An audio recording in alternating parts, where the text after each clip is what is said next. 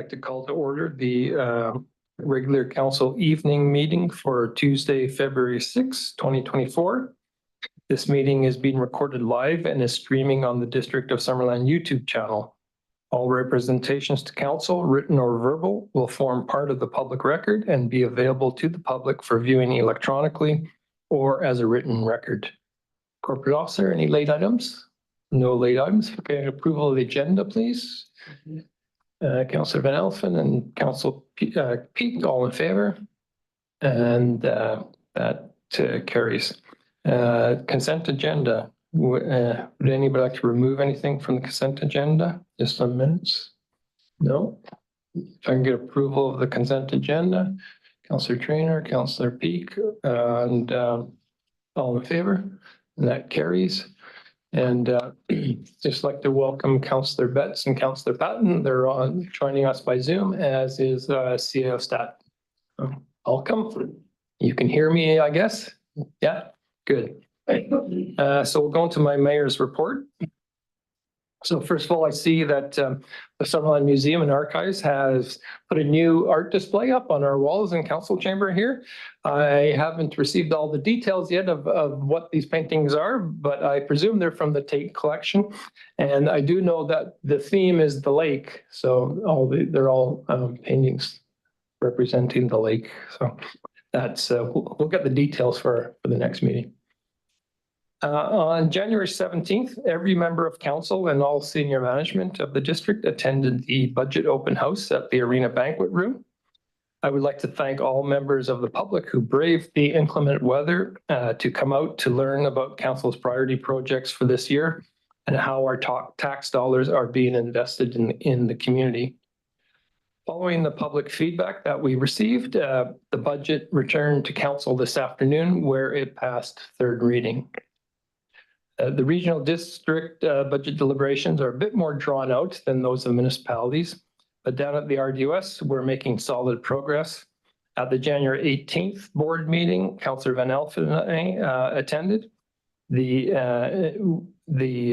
draft regional district budget received first reading and is now being taken out to the region for public feedback, a part of which was CFO Jim Safino's presentation to council this afternoon. On Saturday, January 20th, I joined Councillors Peak and Barkwell at the Community Centre Open House, where the various groups that use the centre introduced themselves to the community. Members of the Summerland Men's Shed have completely renovated the community centre basement, where they have also set up their workshop. I had the pleasure of presenting to the Men's Shed an old laptop donated by the District of Summerland IT department, so thank you over there. And that was arranged by Councillor Barkwell. The group will use the laptop to watch their how-to videos. On January 22nd, I was joined by Councillor Barkwell, our Director of Works and Infrastructure, Joe Mitchell, the Manager of Works, Sean Goodsall, and RDUS Area F Director, Riley Gittins, on a site visit of the Highway 97 rock slide just north of Summerland. Officials from the Ministry of Transportation and Infrastructure and AIM Roads showed us the work that's being done to get the highway back open to 4 lanes.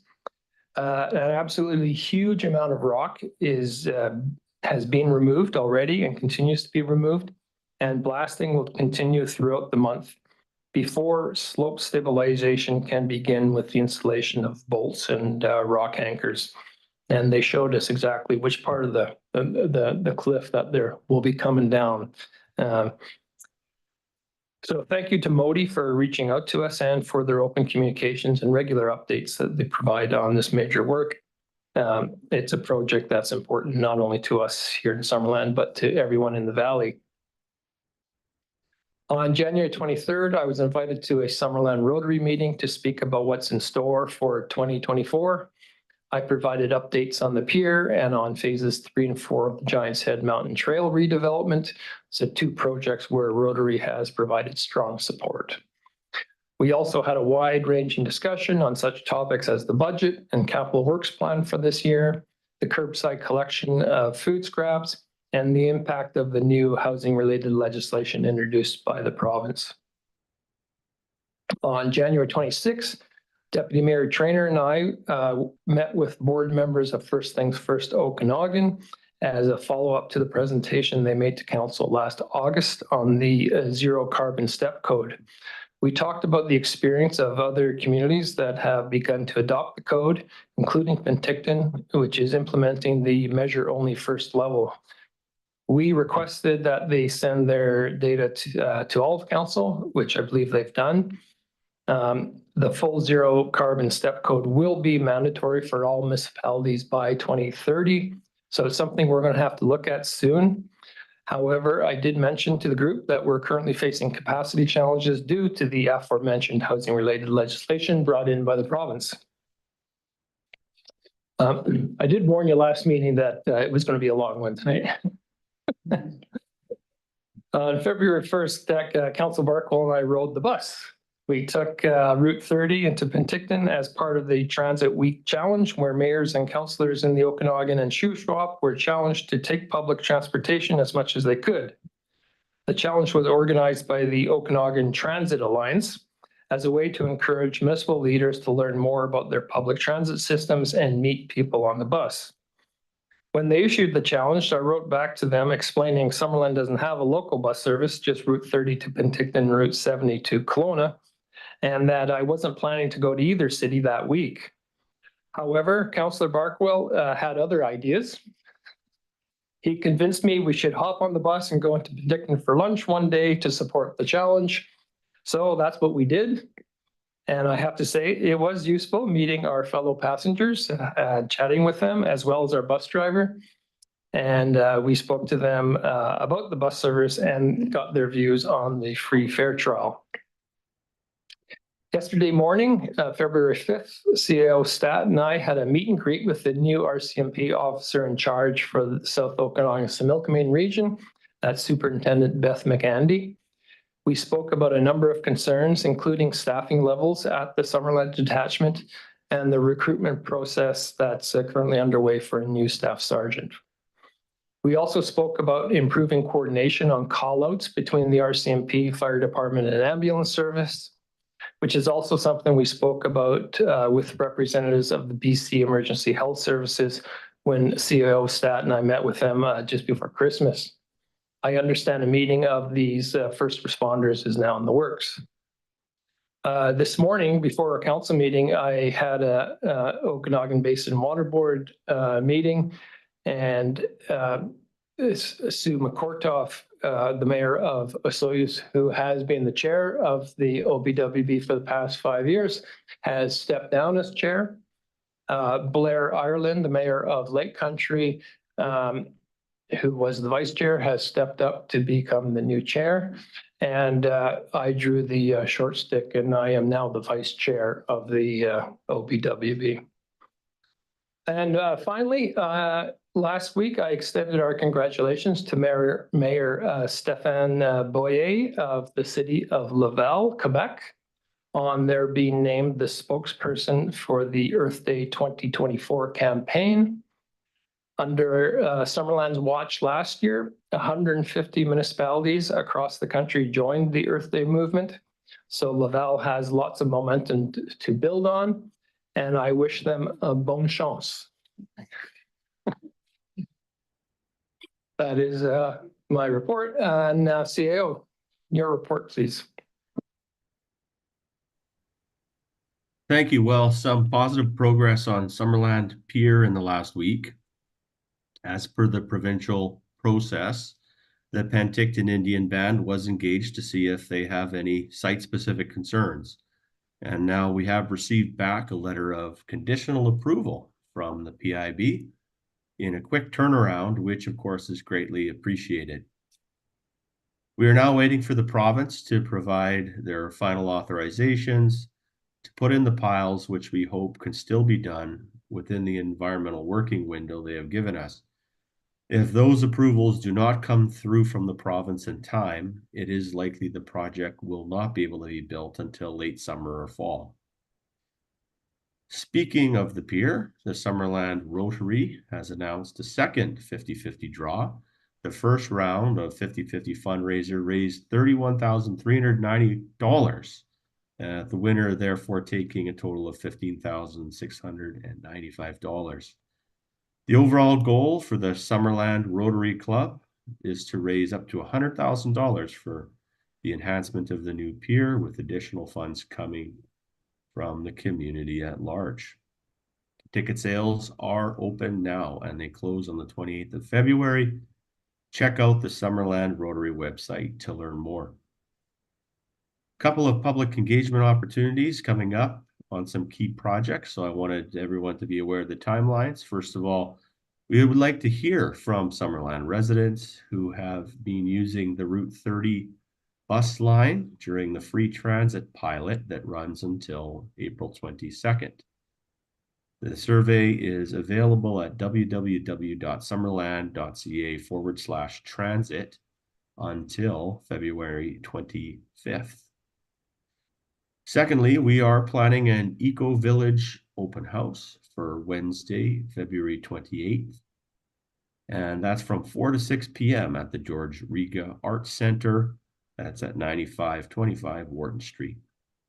Updates on the zoning and conceptual plan for the project will be presented by staff, and more information can be found on the project website, which is www.summerland.ca/ecovillage. Finally, dog and business license renewals are due January 31st, 2024. If you did not receive your renewal in the mail, or if you no longer require it, please call Municipal Hall at 250-494-6451 or email us. And with that, I wrap up my report.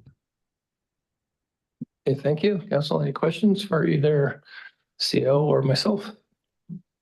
No? Okay. Then the public comment opportunity.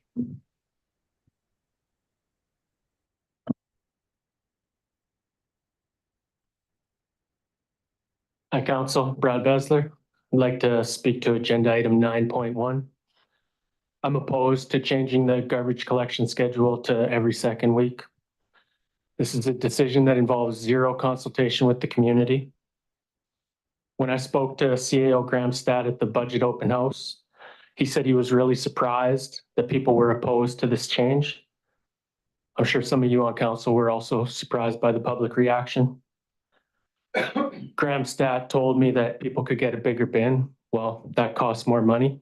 He said people could drive to the landfill. Well, that costs more money. And you're voting tonight on increasing tipping fees at the landfill too.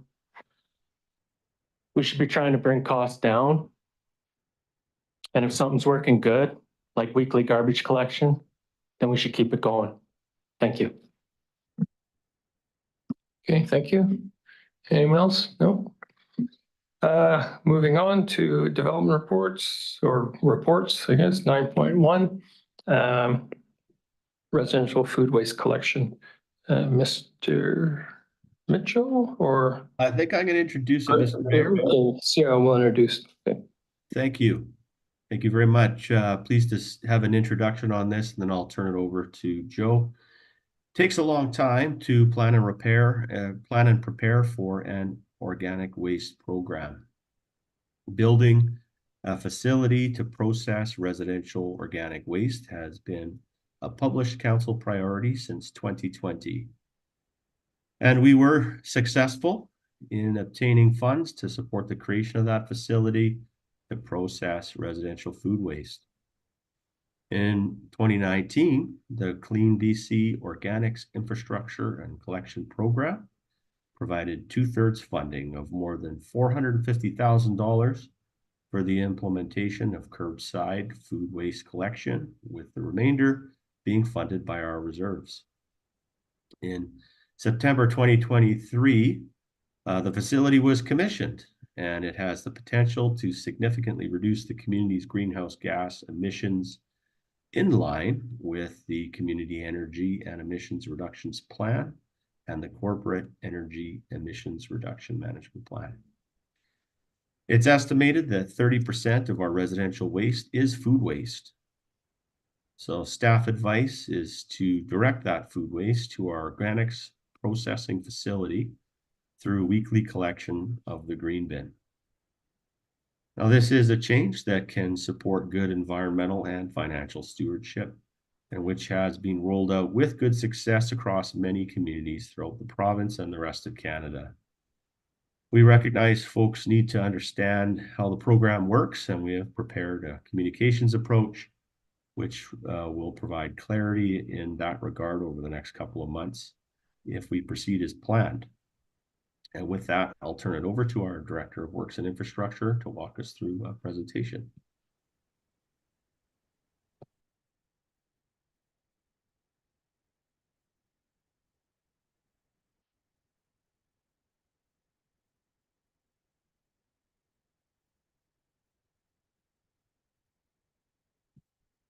Thank you, CO Stat. Through the mayor, just have a quick presentation just to walk through some of the highlights of our program that we have here.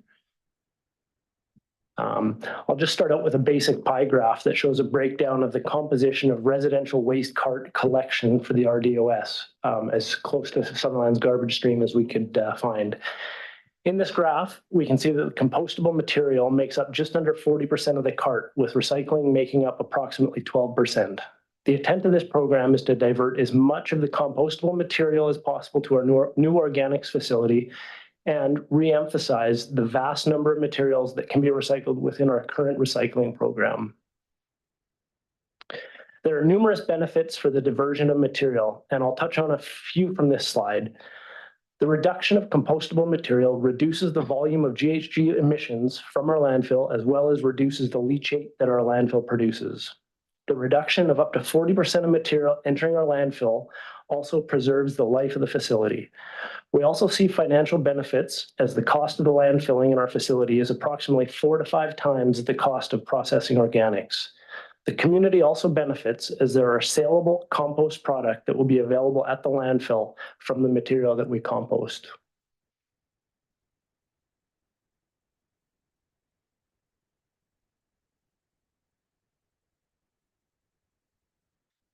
There are a few curbside collection changes proposed with the addition of food waste to our collection contract.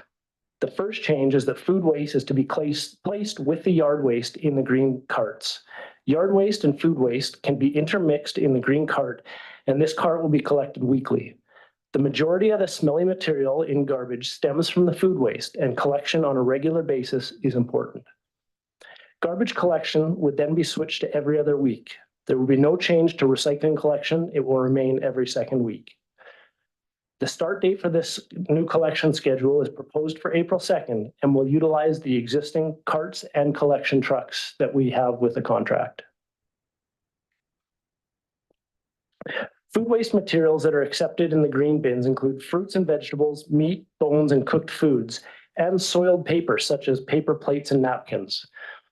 While the presentation photo does show a cardboard pizza box, we're discouraging cardboard at this time and asking that cardboard be placed in the recycling. Obviously, yard waste will continue to be accepted in the green bins.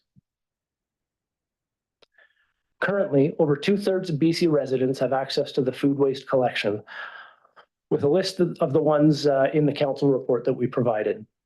The research we have done has found that there is significant support of the food waste collection program for those that currently have it. Our goal with the program is to see approximately 40% of the garbage diverted to either the organics collection or as recycling. On this slide looks small on here, but it's just a quick snapshot of a community which tracked the garbage tonnage when they changed their collection to include separation of food waste. So this is New Westminster, and they saw an immediate reduction of approximately 43% from their garbage from day one of the change to the program. The majority of homeowners will not require larger garbage bins. If some residents do feel they will require additional garbage services, there are a few options. The first option is to request a larger cart for an additional fee. The second option is to purchase a tag-a-bag sticker from Municipal Hall, and then residents can place out the additional bags with tags on them if there are times when they require additional garbage collection. Finally, there's always the option to bring the garbage up to the landfill. All of these services support a throw-as-you-go model, where higher garbage users will pay more than those who do not produce as much garbage. We recommend that residents give the new collection model a try for a month or two and see how little garbage may be produced when the food waste and full recycling materials are removed from their garbage.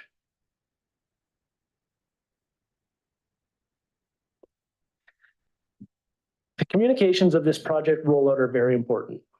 There will be several different forms of communications over the next 2 months and beyond. To start with, we'll be creating a page on our district website, which will include project information as well as frequently asked questions, which will be updated as we receive common questions from residents. We will also be advertising in the local paper and maybe doing some radio ads as well. A video is currently under production outlining the program, including how to use the new program and answering some questions that residents may have. We will also be conducting 2 open houses in advance of the new collection project for residents to come in and ask questions about the program. We know there will also be some questions following the start of the program, so we'll be hosting 2 additional information sessions a few weeks after the start of the project during Earth Week. As part of the program, each resident will be receiving a kitchen catcher. These catchers are small containers that can be kept in your kitchen for food waste to be placed in prior to it going in the green bins. Within this catcher will be project information such as sample paper bags for waste collection and disposal, green bin information stickers, and outline what material can and cannot be placed in the green bins, project information postcards, and an updated collection calendar. These kitchen catchers will be hand delivered to residents in March prior to the start of the new program.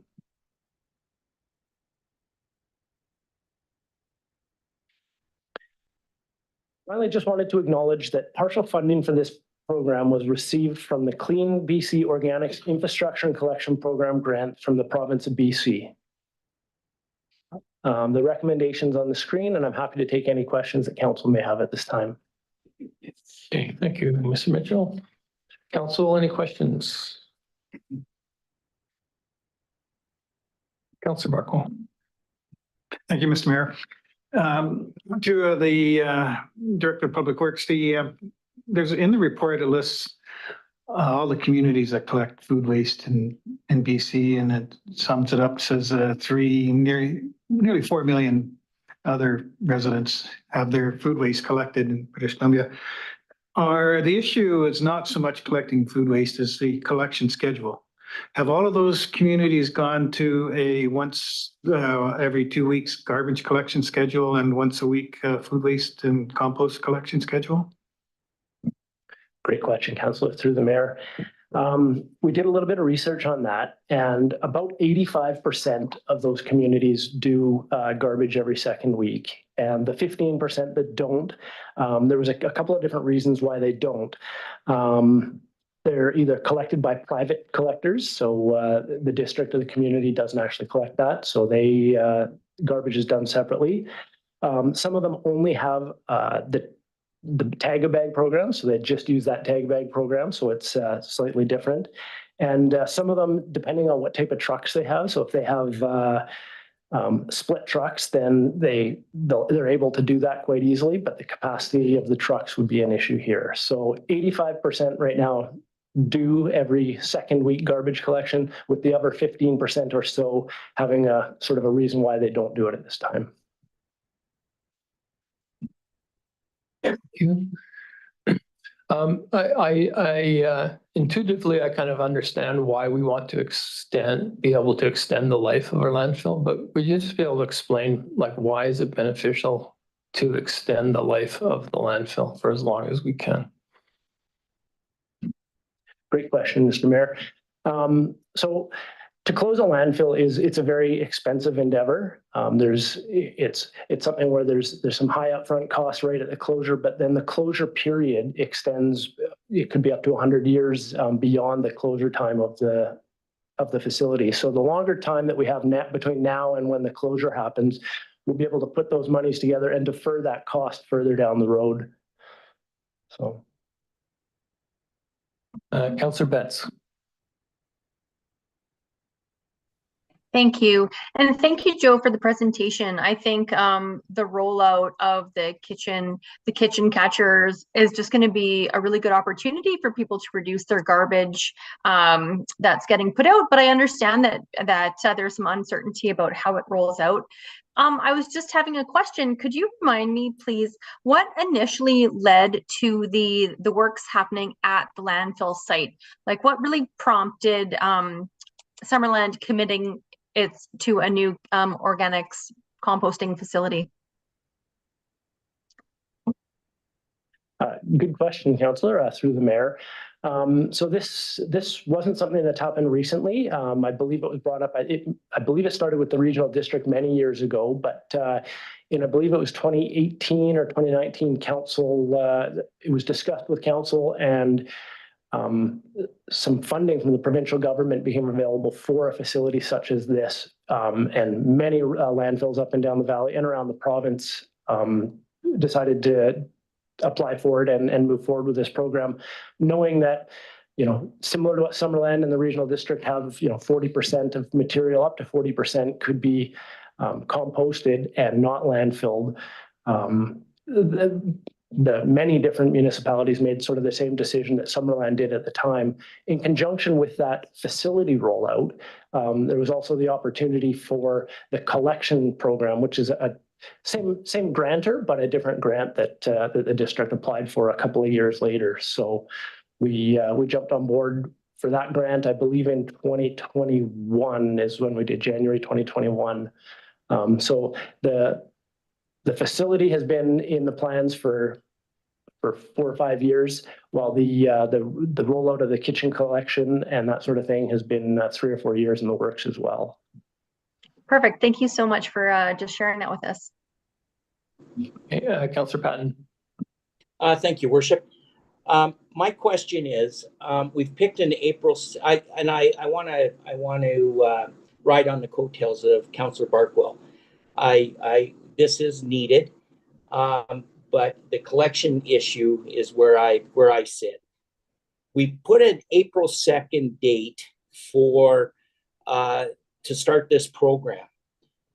I'm kind of wondering the April 2nd date, because we go for 4 months of the year currently where we only have 1 week for garbage, and then the second week is garbage and recycle. My question is, since we're going into quite a communications program to do this, would it not have been a bit more prudent to move it to when we were only having 1 bin picked up a week, so that people, our citizens, could then, during that time, they would get a green bin and a garbage pickup on 1 week, and that would really give an indication on how much they're producing and how much it is how it's working. The question I have is, or I guess my comment is, we're going into April 2nd, where we're also going into yard cleanup, where we have the green bins are always full. So I know I'd kind of like to see if we could still move forward with the program, but maybe move it out to, I believe it's November. I believe November, December is the first 2 months where we don't have, where we only have 1 bin picked up a week. And if that would be a little more prudent, and how it would affect the whole program. Thank you. Mitchell. Thank you. Good question through the mayor. We have looked at different dates for the rollout of this. We originally had it for the fall of last year, and there were quite a few things on the go, and getting the facility finalized, obviously. The grant deadline is March 31st of this year. So any costs that we incur beyond March 31st will be ineligible for us to be paid for. So we've basically, we're sort of stuck with the date of April 1st for a rollout, or else there'll be some additional cost to us. The other part about it is we didn't want to have too long of a communications period. We thought 3 months was sort of the ideal period because it gets people ramped up, they understand the program, and then it actually gets started. As opposed to if we tell them that it's going to be 8 months down the road before we actually get started on it, it may be a little bit of a delay. So we pushed for April 2nd, but if council would like, it could be delayed. It's just some of the costs would not be borne by the grant. So. Okay, thank you. Councillor Barkwell. Follow up on a couple of issues. With regard to extending the life of the landfill, not only as Director of Public Works said, there's the cost of closing, but I'd hate to think of the problems in finding a new landfill down the road and what that might mean. So there will certainly be an expense and a problem in that. Following up with Councillor Patton's suggestion about delaying the implementation, I can't really, I see where he's going with that, but I just don't see a huge value considering the amount, well, I see very little value considering the amount of inertia we have geared towards this particular date. After hearing that, 85% of the people using this program now are doing the every other week for the garbage pickup, and those that aren't are sort of unique situations, and that settles the matter for me. It works. Everybody's doing it, and I've said this before. I know that people who I know have come to Summerland and see that there isn't this composting available. It bothers the heck out of them to have to put their food in the garbage. So. I say stay the course. That's why I'll be voting for the motion. Yeah, I would also, if people want to start being able to use their this high quality compost that we're going to be producing, they want to start using it now or over the summer rather than later. So that's another reason not to wait. Councillor Peak. I think that we're past due to start an organics program. And when I was on council, so I was off council 4 years. So it was the time before. I can't even remember the dates. But the RDOS wanted to consolidate an organics facility within Summerland. And our community said, no, we don't want that because we don't want all the trucking from other communities. And I think that got us started thinking about organics as an opportunity. And I'm really pleased that we've actually come to it now. I think it will be valuable. As has been mentioned, the life of a landfill is really, really important. So to cut down on methane gas, which reduces your carbon inputs, and to lengthen the service of the landfill that's already licensed is amazing. To actually get a license takes incredible amount of time. And there are lots of communities that actually ship their garbage elsewhere because they couldn't find a landfill site after they filled up their first 50-year one. So I'm pleased that we're doing something to sustain the very valuable service we have in our landfill.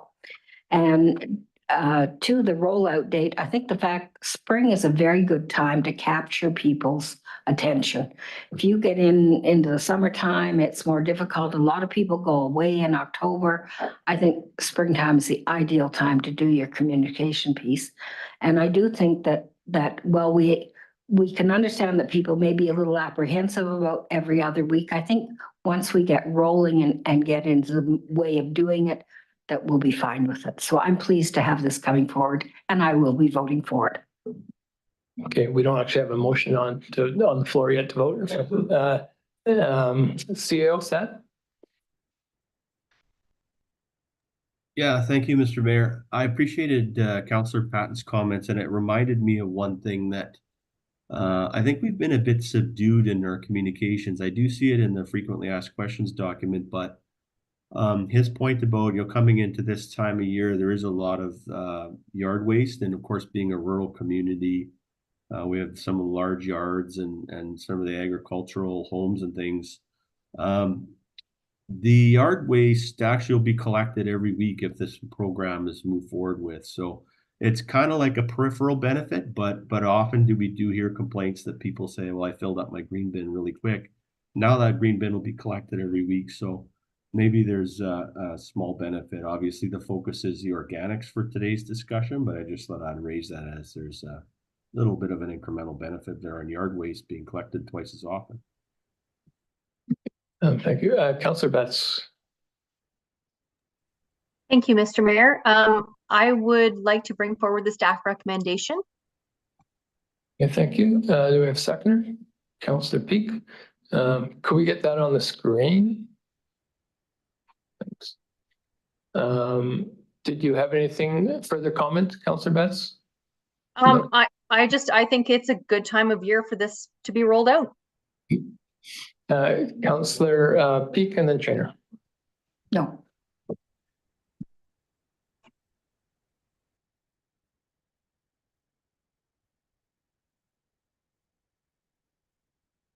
Well, one of you go. Okay, I'll go. Yeah, I'm going to be supporting this as well. This really is not a unique idea. I mean, it's being done all over BC and all over the world. And I think, the council table, we have to balance the needs of our residents today and also the needs of the future. And so I think if there are things that we can do to prolong the life of our landfill and reduce waste and GHG emissions, then I really believe that we have a duty to try it. And I've heard some people say to me that this will be challenging for them, and I can appreciate that. Like, change is difficult, and I know in my family, I'm already trying to reduce my waste, and I'm noticing how much waste we generate. And, it's motivated me to potty train my daughter a lot quicker and really be conscious of what I'm throwing in the garbage. And I was originally going to upgrade to a larger cart, but I'm really going to challenge myself to try to stick with the smaller cart and see if we can do it. And I mean, yeah, our system right now is working, but I ask at what cost? At what cost to the future is us being able to throw as much garbage away as we want right now? And so, yeah, so I think we have a duty to try this, and change is difficult, but I think we can all try it and see how it goes. And I think we'll all surprise ourselves about how much garbage we can actually reduce. Okay, Councillor Peak, or you're good? Okay. Councillor Barco? I guess I just wanted to note that I pay extra for a larger cart, and we fill that cart every week. And so I will certainly feel the impact. But it's not about me. It's what's best for the future and for the community. And I don't mind that I have to pay more for the larger cart. It's a user pay model. If I use more electricity, I pay more. If I create more garbage, I pay more. If I use more water, I pay more. So that's it. Overall, it's fair. It's fair as it can be. Okay, yeah, just I'll just say, I know change is difficult. I know this is a change for Summerland, but the reality is the Okanagan, we've been lagging behind when it comes to this. This isn't cutting edge stuff. This is widespread all around BC, all around the country. And one of the advantages of coming to it late is that we were able to learn from the experiences of other places and see what works and what doesn't work. And this is what's shown to, this approach is what's shown to work best. And, I was talking to a friend of mine, and he told me, he wasn't really sure about not having the every week garbage collection and everything, but he phoned a friend of his in Kamloops, where they've had it for quite some time, and talked to him, and his friend in Kamloops said, yeah, it took some time to get used to it, but it's fine. And I think that's the way it will be. And I'd really encourage people to call their friends in Kamloops or the Kootenays or on the island or in the Lower Mainland and all these other places where this is normal practice. So I think it'll be fine. It'll just take a little bit of getting used to. Councillor Van Alphen. Thank you, Mr. Mayor. I'll be supporting this motion also once it hits the floor, but I have to just kind of concur with Councillor Barkwell. We have the small cart at home. It's only my wife and I. And a lot of times you put it out, it's about half full. But, you know, we have a farm and there's several times a year I take a full truckload up to the landfill and I go through the scale and I go dump my waste and I come back and they hand me a bill and I kind of joke a bit, pay it. But we're, you know, in the community that we're in, we're very fortunate to have this facility. A lot of other communities have transfer stations and what have you. You know, so as I believe in that, you know, you pay as you throw. I believe in that motto and, you know, I take truckloads full from the farm every so often, you know, so many times a year and it costs money. But that's what, you know, what you have to do. So I'll be supporting it. Okay, thank you. Then on that, I'll call the question. All in favor? Any opposed? None opposed. That carries. Solid waste management regulation bylaw. Mr. Mitchell? Thank you, Mr. Mayor. Well, just following up on the topic we just discussed, a few amendments are needed to the district's solid waste management regulation bylaw to help implement the curbside collection changes. While we have the bylaw on the table, we've proposed a few housekeeping amendments as well. The key amendments to this bylaw with regard to curbside collection include allowing food waste to be mixed in with the existing yard and garden waste containers, changing the frequency of yard and garden waste collection from every second week to every week, and changing the collection frequency of residential waste from every week to every second week. Recycling collection will remain unchanged. The housekeeping amendments are mainly to clarify existing language within the bylaw, update definitions, or remove redundant information. Some of the main updates include clarification to controlled waste, prohibited waste, and contaminated materials. These terms were often referred to several times within the bylaw, leading to some confusion and opportunity for multiple interpretations of the terms. The recommendation is that the Solid Waste Management Regulation Amendment Bylaw number 2024-002 be read a first, second, and third time. I'm happy to take any questions. Okay, thank you. Any questions, council? Councillor Peak. I'll bring the motion forward. Okay, seconder, Councillor Van Elfen. Any discussion? Questions? No, I'll call the question. All in favor? None opposed. That carries. Fees and charges amendment bylaw. Corporate officer. Thank you, Mayor Holmes. So before council are the proposed fee amendments to both the solid waste fees and the building permit fees. Some of these fee increases have been approved by council during the budget deliberations and some are being newly presented to council for consideration. Both the directors of Works and Infrastructure and Development Services are here to speak to their respective fee increases. So I'll pass it over to Joe to begin with the solid waste fee amendments. Thank you, Kendra, through the mayor. As discussed with council during the budget deliberations in December, staff are recommending some changes to the solid waste fees at this time. Staff have reviewed the existing fees and compared them to our costs and other regional facilities to ensure our fees are in line with other facilities. With these fees having not been reviewed in quite some time, some adjustments are recommended. The main adjustment is to the general refuse rate from $115.50 to $125 per metric ton. While this increase takes the district slightly higher than our nearest landfill, Campbell Mountain, our costs are somewhat higher than theirs are. Another significant change to the collection is to the collection of the corrugated cardboard from $25 per metric ton to $125 per metric ton. And this is just due to an increase in our disposal costs for that. One clause change is also proposed within the amending bylaw, which provides staff the ability to enter into a contract for the bulk sale of compost outside of the fees and charges bylaw rates. This clause has been included as there have been instances where compost material needs to be removed from the landfill to ensure compliance with our operating certificate. All District of Summerland purchasing policies would be adhered to during such bulk sale opportunities. I'm happy to take any questions regarding this portion of the fees and charges bylaw. Okay, and we'll come to the building one later, I guess, right? So just on the solid waste. Councillor Peak.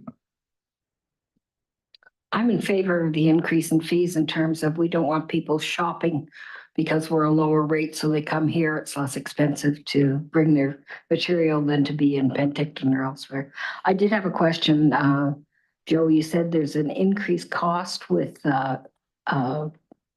corrugated cardboard. Could you tell me what those costs increase are referring to? Yes, the cost increase goes from $25 per metric ton to $125 a metric ton. And this is generally when they bring in a sort of a tight packed bin or bale of cardboard. Our costs are just significantly more than that. So we've just increased it to cover our costs at the facility moving forward. Thank you. Okay, any other questions? Someone wants to bring, Councillor Patton. Thank you. Hey, Joe, one question. It was nice to see the reduction from $6.85 to $5 as a minimum. I noticed that we've taken out the charge up to 100 kilograms. So now is it anything that is under one load under a metric ton would be $5? No, it's just the actual cost of it with a minimum of $5. Up to per metric ton. Per metric ton, yes. So what is our minimum charge then? $5? Sorry, $5 is the minimum charge, and then it's what if it's more than the $5, then it would just be whatever the price is. So our minimum, if you just cross a scale and had one bag that hardly weighed anything, it would be a $5 minimum charge, and then everything else from there on is strictly by weight. Okay, but what are we going by weight on that minimum charge is my question, because we took out the 100 kilograms. So who determines what the minimum is then? The minimum would be if the weight doesn't get up to the $5 threshold, you just pay the $5 for actually crossing the scale. I think his question is, what is that $5 threshold? Oh, what is the $5 threshold? 40 kilograms? Okay, so Cam just said it's 40 kilograms. Okay, thank you. Did I see a hand over here? Councillor Barkle. Just to be clear, because at first when I saw cardboard, I thought, well, cardboard's free. That it will still continue to be free for the individuals bringing their boxes and stuff up to landfill. Yeah, thanks. Okay, someone like to bring a motion forward? No, we've done that already? Oh, yeah, right, okay, building permit fees, yeah. Who's taking that? We don't have our building permit guy here. Oh, is he online?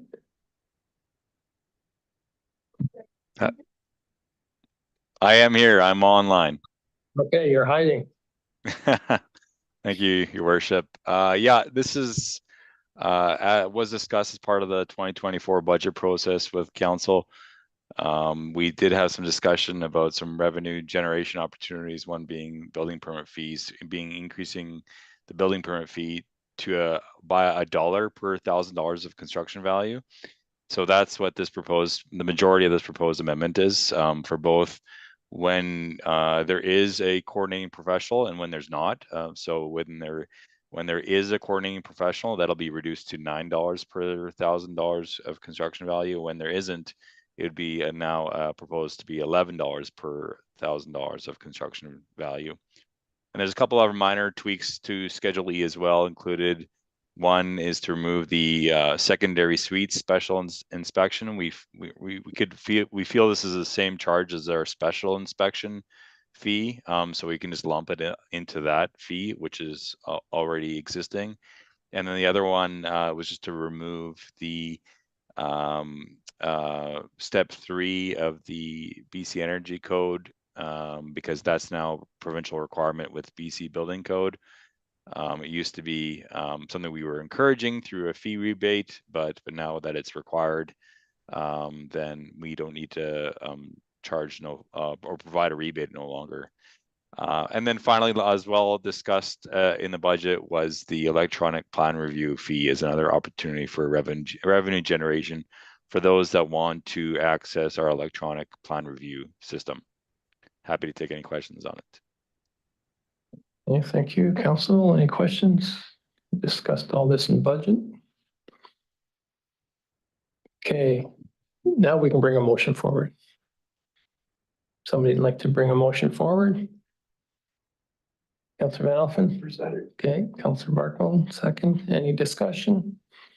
Call the question. All in favor? Any opposed? None opposed? That carries.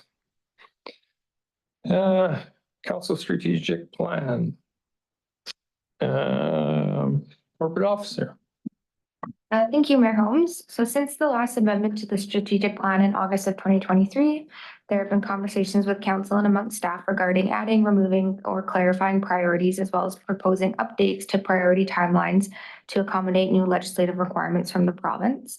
So as noted in the report, the amendments to the plan include updating the definition of public relations strategy to public relations improvement, as we're not really working on a strategy, we're just working on improvements to the processes we already have in place.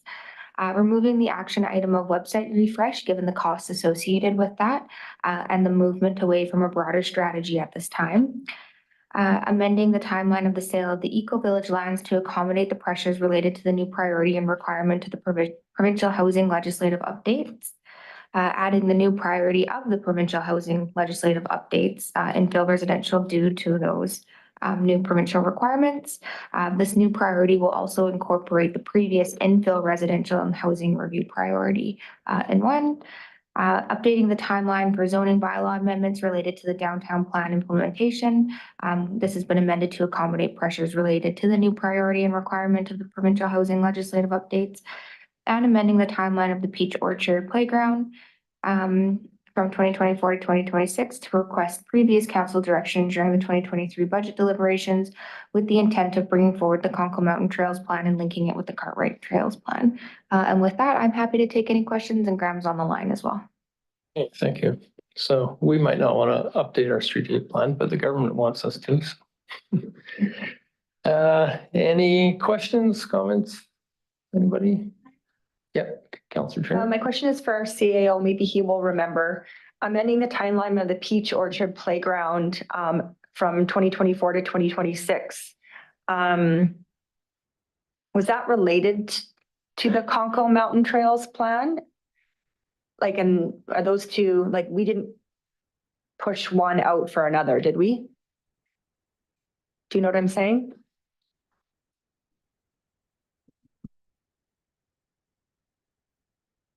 Go ahead, CEO.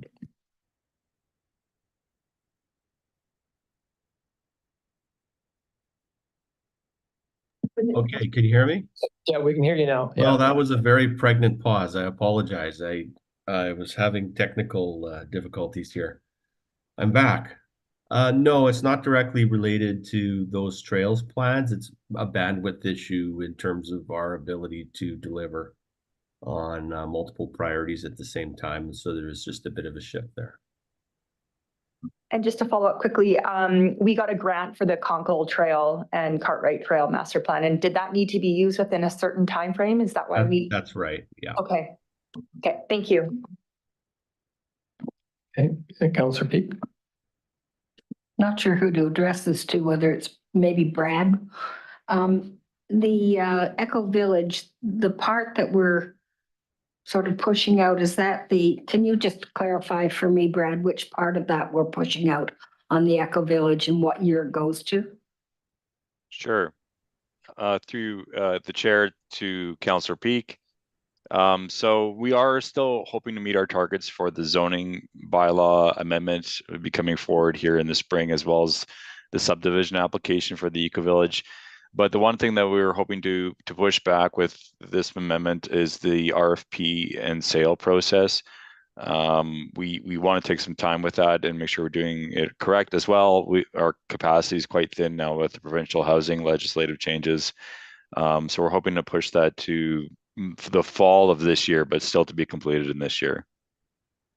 Thank you very kindly. And if I may, Mr. Mayor, for some reason, I thought we had 4-season washrooms in the downtown plan, and I don't see anything here. Am I just imagining or wishful thinking? It is in the downtown plan. Maybe Mr. Dulvett can say where, or Mr. Mitchell can say where all that fits in and when. I may be dredging your memories. Brad? Or Joe, yeah. So through the mayor, so the washroom facility is, it's one of the items within the Wharton Street development that we're looking at adding along Henry. That'll be something that's brought to council. I believe in April, we'll be looking at that with council. So that is in the budget for 2025. Again, obviously subject to council reviewing it. Thank you very much. We'll flush it out then. Couldn't You've been here too long. Okay, someone like to bring a motion forward? There's no. Oh, Councillor Betts. Thank you. And thank you to Brad and our whole development team. I just wanted to make note that these changes that have been brought forward by the province and these legislative changes just are requiring so much energy and dedication to put it right, so that we can have this whole structure put forward for our entire community. And I knew as soon as that was coming that there was going to be some other projects that got bumped, and no matter what, you don't want to see a good project move back, but this is just a mandatory kind of work item that's coming forward. So I just wanted to acknowledge that in the work plan that, you know, ultimately we all have to be flexible. So good luck with your new big project, multiple projects. Yeah, thank you. Very well said. And with that, I'll bring forward the motion. Okay, thank you. Seconder, please. Councillor Trainer, any further discussion? I'll call the question. All in favor? And none opposed. That carries. SILGA resolutions, corporate officer. Thank you again, Mayor Holmes. So additional SILGA resolutions have been received since staff was last before council in January. Included in the resolutions attached to the council report is a redrafted resolution regarding servicing the ALR lands and a pre-drafted resolution regarding bylaw offense notice limits. So council may consider those resolutions with the resolution that's on the screen in the staff recommendation. The council will also note that an amendment was made to a previously confirmed resolution related to the PLU stickers. These amendments may be adopted with a separate resolution that I'll put under the screen on this for council consideration as well. Okay, thank you. Council, so I sent all these out. I think they're all pretty straightforward. So, Councillor Van Alphen? Move the resolution. Sorry, Mr. Mayor, I'll move the resolution. So that's for the ALR properties and the bylaw offense notice limits. Okay. And then we do the other one separately for the corporate officer. Yeah. Okay. Do I have a seconder for that? Councillor Trainer. Any discussion?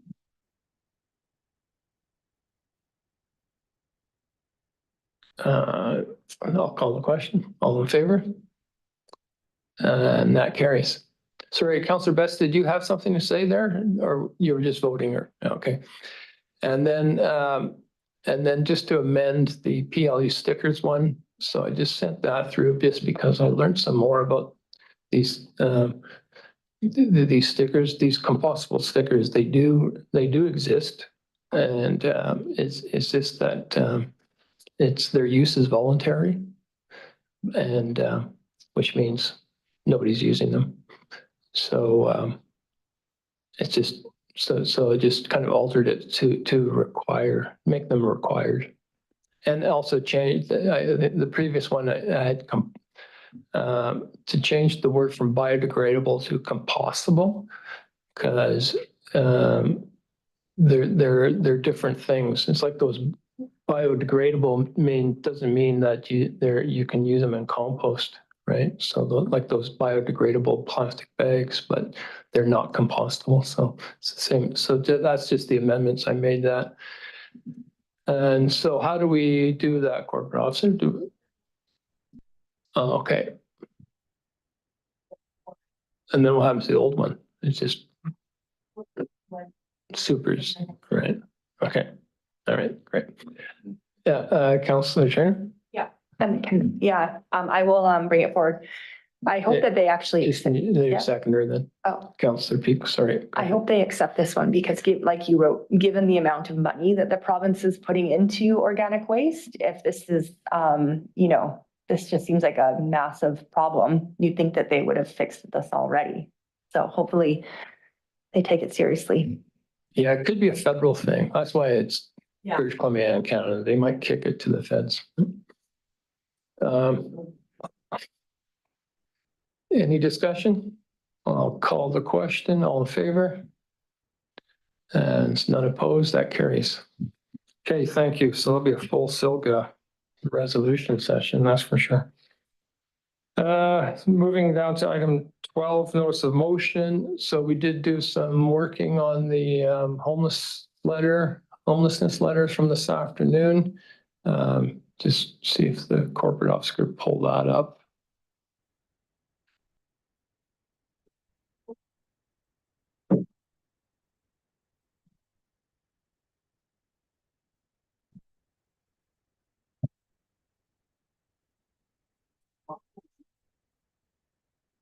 Teamwork. It's a good team effort when we're trying to pull these things up.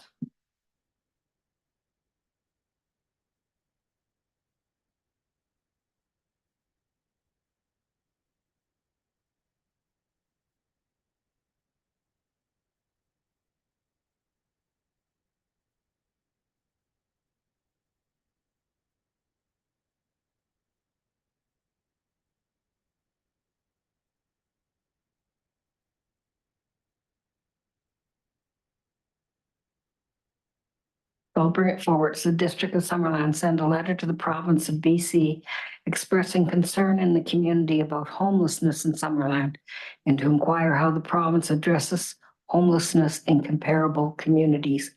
And we will attach the food bank letter.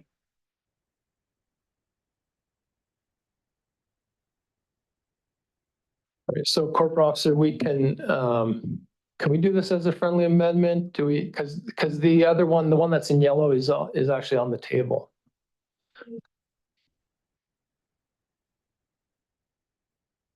Through the mayor, just for process wise, we will need a motion to bring it off of the table.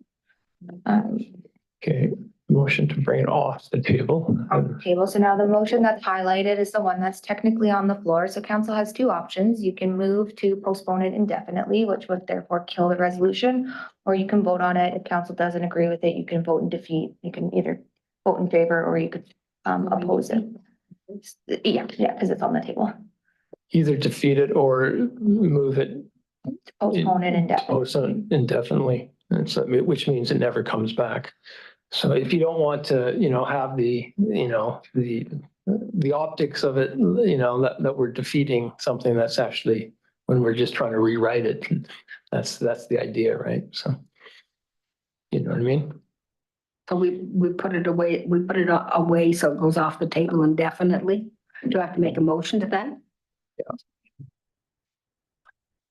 You just move to postpone the motion or the highlighted motion on the screen and to postpone it indefinitely. Yeah. I move to postpone the highlighted motion originally set forth indefinitely. Hey, do I have a seconder for that? Council Trainer seconds. I don't think we can discuss postponements. So I'll call the question. All in favor? And it's none opposed, so that carries. And then the motion you just read, you put that on the table. Seconder, Councillor Trainer, and any discussion? Does that work for everybody? Councillor Patton, are you just scratching your forehead? I was scratching my forehead. But I like to see that. Thank you, Your Worship. I like to see the change in the letter because in our response back to the province, because it is a province issue, and though it does affect our municipality, it's still funds have to come from the province to deal with this issue. So thank you. I didn't mean to scratch my head, but thank you for calling on me. Okay, Councillor Betts.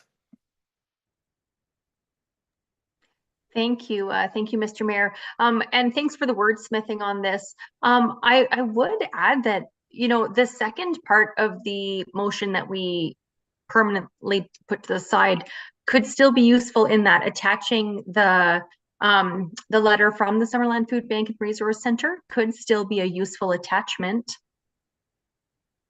I think we can attach it anyways. It's just that in the letter, we'll want to have the motion. And so I think we just put the motion and then we attach it anyway, right? We just send it and without having to say that we're, you know, that's part of the motion. I think we can still do that.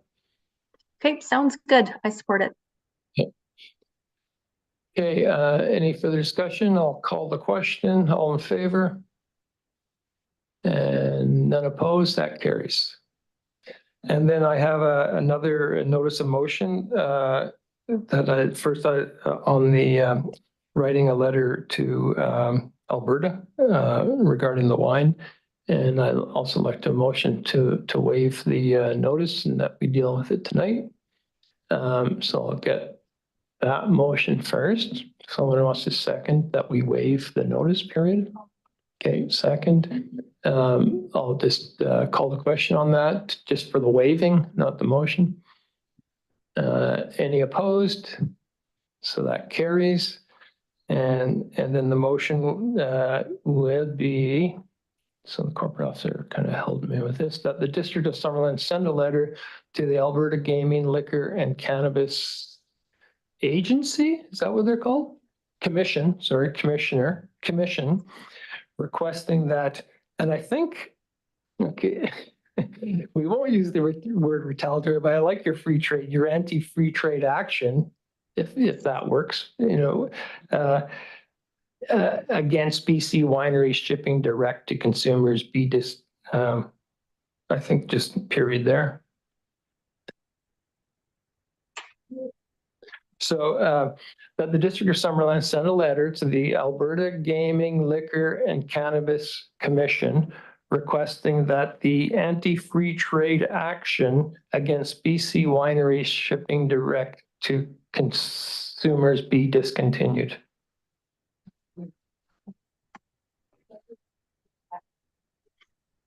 Okay. So that the District of Summerland send a letter to the Gaming, Liquor and Cannabis Commission requesting that the anti-free trade action against BC wineries shipping direct to consumers be discontinued. And I guess, should we have the CCs? Yeah, and CC all those people.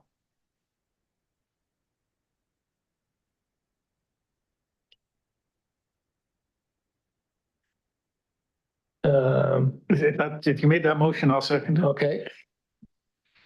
Any discussion? Councillor Betts. Oh, I'm unmuted. So my question is is the action currently only against wineries, or does it also affect any liquor producers? So cideries, beer, distilled liquor, just so that we don't leave anyone out. Yeah, I don't know. What I do know, well, the CEO has his hand up. He's in Edmonton. He's sorting this out right now, I think so.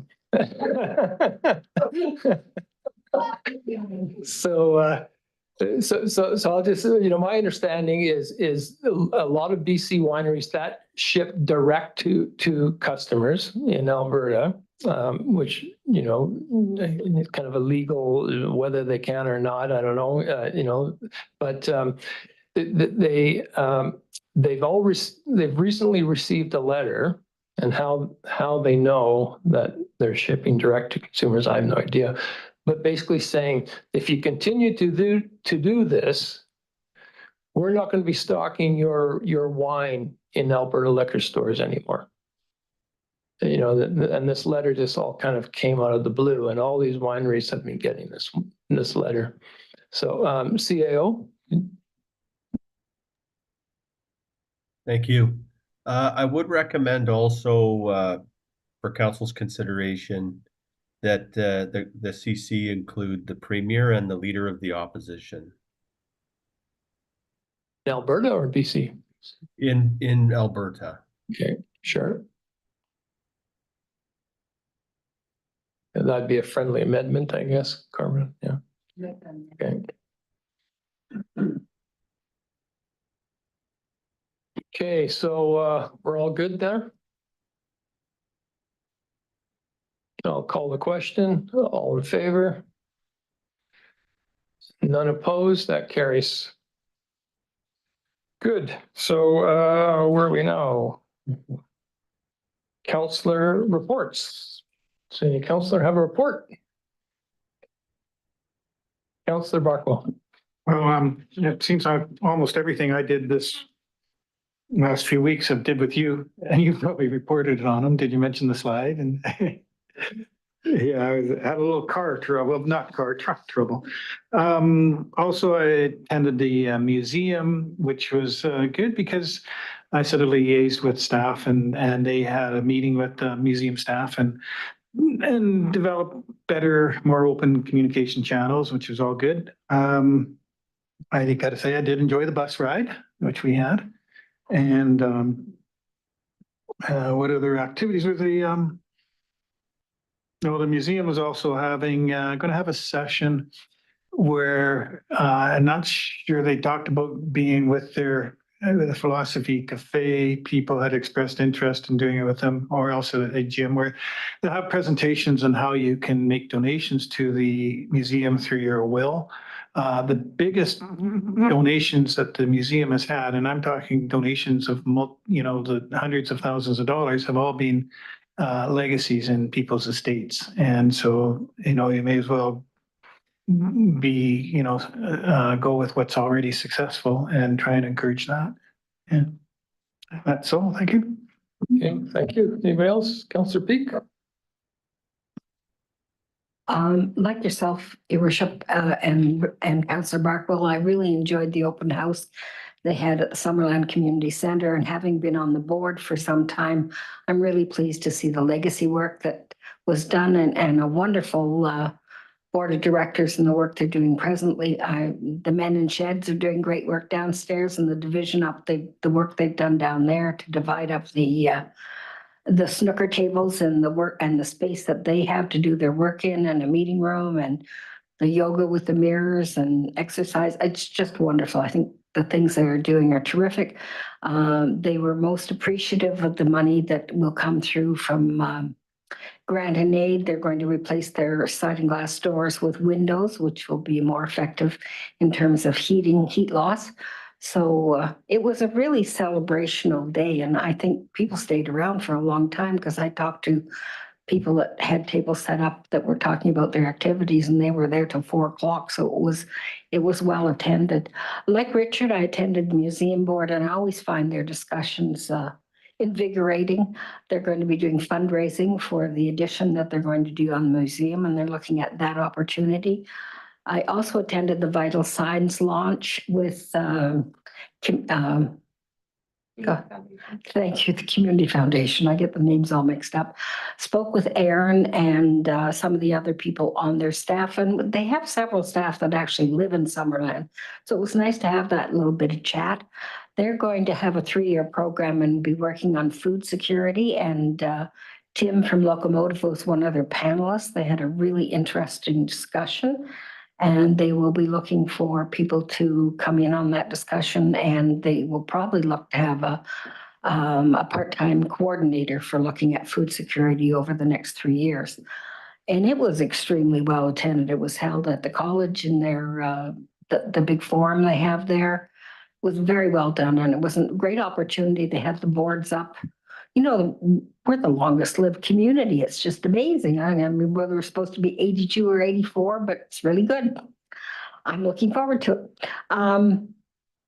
It was a really good crowd, and it gave an opportunity to talk to people about anything you want to. So I introduced myself to a number of people, not in my communities, because that's what you do when you go out in the world. I also did get an opportunity to speak to the Summerland Credit Union chap, Josh, and I told him that the museum is looking for funding for new computers. Their computers are quite ancient, so I put the bug in his ear, and I hope to follow up with that. So I was really pleased to be out and about in the community, and we were the end of winter, because I'm going to say we're getting close to spring. It's a great time to be out talking to people. Nice opportunities. Well, thank you. Yeah, I think the groundhog didn't see his shadow, so we're good. Councillor Betts. Thank you, Mr. Mayor. Just to let you know, I've attended a couple of meetings with the newly named Summerland Pier Enhancement Committee. And this is a working group of individuals from the Rotary, Kinsman, Summerland Sportsman Association, the TOTA, the Thompson Okanagan Tourism Association, putting their heads together to develop a fundraising strategy for the pier, which will be kind of coordinated through Rotary, ultimately all the fundraising, so that people can get their tax receipts. And so we've been working on establishing a scale of giving and coming up with a few good ideas and a few events to look forward to coming up this spring. And I just wanted to let you all know that that's coming together quite nicely. Secondly, just this week I'll be attending the meetings with SD 67, the public consultation that's going forward about the potential for a school redistribution. So I'm going to report back on that at our next meeting. Thank you. Okay, that sounds great. Thank you. Councillor Patton. Thank you, Worship. I just want to give council an update. I attended the KBR meeting a couple weeks ago, and they're looking for a great 2024. Everything is moving forward. And on Thursday, I attended the art opening at George Riga for Chromatopia. And it's open from February 1st till March 9th. And I do recommend that if anybody has some time to go down and take a look at that exhibit, because there's about over 90 pieces that they've hung, and it's absolutely breathtaking. Anyway, that's all I have. Thank you. Okay, sounds great. Councillor Peak, second dibs. I forgot to mention the Lower Town Church, called the Service Station, has a exposition of gallery works paintings by two of Oksana from the Ukraine, and her father's paintings. And they came here with 40 kilograms of paint, along with their personal belongings and their children. And they've done a whole bunch of paintings for sale. And the paintings are just marvelous, and they've done them since they've arrived. So if anybody has an opportunity, it started in the early part of February, a very cold evening. They had the opening, but it is still open Thursday, Friday, and Saturday from noon till 5 this week. And if you have an opportunity, it's really would be uplifting to go down and see these paintings. Okay, thank you. Councillor Trainer. I attended the rec committee meeting a couple weeks ago. Lori mentioned that in our earlier meeting. I could give a very brief update about the pool, the referendum now. Yeah, okay.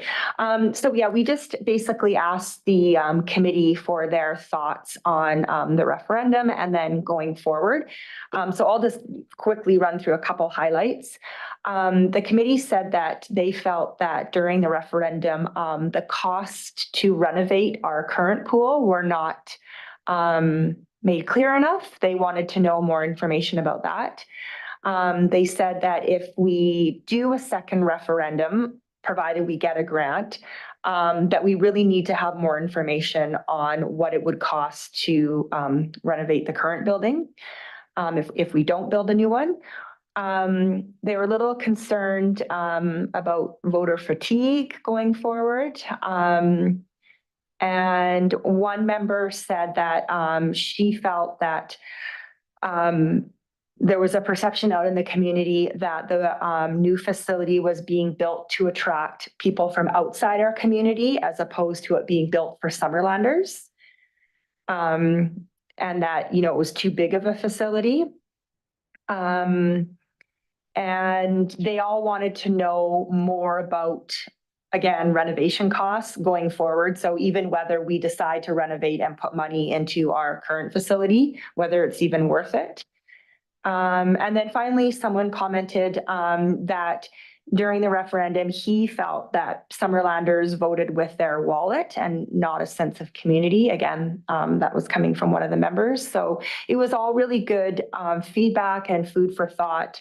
If we do go to another referendum, when we do learn more about the reno costs for the current facility, we'll be looking to consult this group again, and there'll be more details in the minutes from that discussion, but definitely worthwhile to hear all the different points of view from that committee, because there's definitely people on all sides of that debate. So yeah, it was a good meeting.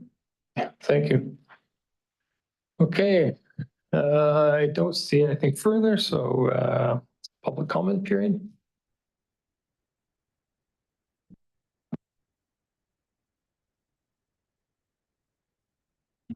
Carrie Ann McDonald, 6505 McDonald Place. Can I direct this question to Joe, please? It's to do with the landfill fees. I'm not exactly clear on a couple of items. One is wood chips. If someone is to bring a trailer load of wood chips to the dump and it weighs whatever it weighs, are they being charged for that? And was it currently not charged before? And secondly, has the yard waste that people bring to the dump now, is the minimum fee gone from, I think it was $1.25 up to $5? Those are questions I'd like answered, please. So he might not have those at his fingertips, but I'm sure he'll get back to you about it. Yeah. I don't have them at my fingertips. I'd want to make sure I'm accurate in what I get back to you. So I can send you an email tomorrow if that works. That'd be fine. Thank you. Okay. Thank you. Sir Besson? No. Okay, a motion to adjourn the meeting, please. Councillor Van Elfen, Councillor Barkwell, all in favor? Carries.